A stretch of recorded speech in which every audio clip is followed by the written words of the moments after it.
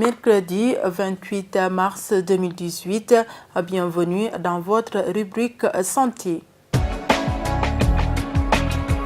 Nous allons démarrer par le syndicat autonome des médecins du Sénégal qui est sorti satisfait lundi soir à Dakar des négociations avec le Premier ministre Mohamed Boun Abdallah Dionne après avoir trouvé un accord avec le gouvernement sur 6 des 7 points de revendication. Comme chaque année, le 20 mars est célébrée la Journée internationale de la santé bucco-dentaire. Au Sénégal, la prévalence des maladies bucco-dentaires est très élevée et tourne autour de 76,3% de la population. À cette occasion, notre reporter Eva Sagna est allé à la rencontre du docteur Abdourahmane Sarr, chirurgien dentiste à Ziguinchor. À Ziguinchor, nous avons constaté que 75% de la population a des problèmes dentaires. Et cela est lié à un manque d'information parce que certains ne sont pas informés pour ce qui est de la santé bucco-dentaire. Et qu'il y a le problème d'accessibilité parce qu'on a constaté à Ziguinchor que la majorité des cabinets en Casamance est localisée à Ziguinchor. Donc, ceux qui sont au niveau des villages ont des problèmes pour venir se faire soigner au niveau de Ziguinchor. Et en plus de cela, il y a les problèmes de moyens qui se posent aussi. Donc, de ce fait, ils ne seront pas informés pour leur santé bucco-dentaire. Ils n'auront pas l'occasion de fréquenter un médecin qui pourra leur expliquer le problème au niveau de leur bouche. La santé bucco-dentaire est obligatoire parce que quand une dent est affectée, elle menace tout l'organisme. Quand une dent est affectée, elle menace tout l'organisme. Pour vous dire que quand vous allez à Dantec, vous voyez que le service de cabinet dentaire est à proximité du service de cardiologie. Parce que quand la dent est affectée, c'est le même sang qui irrigue le cœur et qui va au niveau de la dent.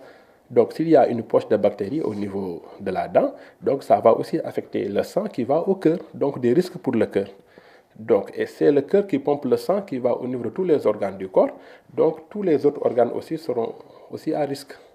Donc, c'est pour cela, quand on a une dent qui est cariée, tout l'organisme est menacé. Donc, il vaut mieux aller voir un dentiste. La journée mondiale de la tuberculose a été aussi célébrée le 24 mars dernier. Le thème de cette année est porté sur avis de recherche, chef de file pour un monde sans tuberculose. Il vise à susciter un engagement pour mettre fin à cette maladie. C'est une maladie infectieuse, une maladie qui est due à un germe qu'on appelle donc le bacille de Koch. Et donc qui va entraîner un certain nombre de signes on va y venir et qui peut être au niveau des poumons, mais aussi ça peut toucher au niveau des autres organes. Donc de manière très simple, on peut retenir que c'est une maladie infectieuse due à un germe qu'on appelle le bacille de Koch qui touche principalement les poumons, mais ça peut toucher les autres organes. Donc c'est un peu la définition très simple qui presque englobe tout. Donc les signes de la tuberculose, étant donné que c'est une maladie qui touche principalement les poumons, donc il y a le premier signe qui est la toux, donc qui est une toux qu'on appelle une toux chronique et qui peut être très aiguë parce que on l'appelle souvent en wolof, donc feebaru saqat su tarsi, parce qu'en fait c'est une toux qui est un peu chronique et qui dure et qui fatigue un peu le malade. Et donc en dehors de cette toux, il y a donc les autres signes d'une infection.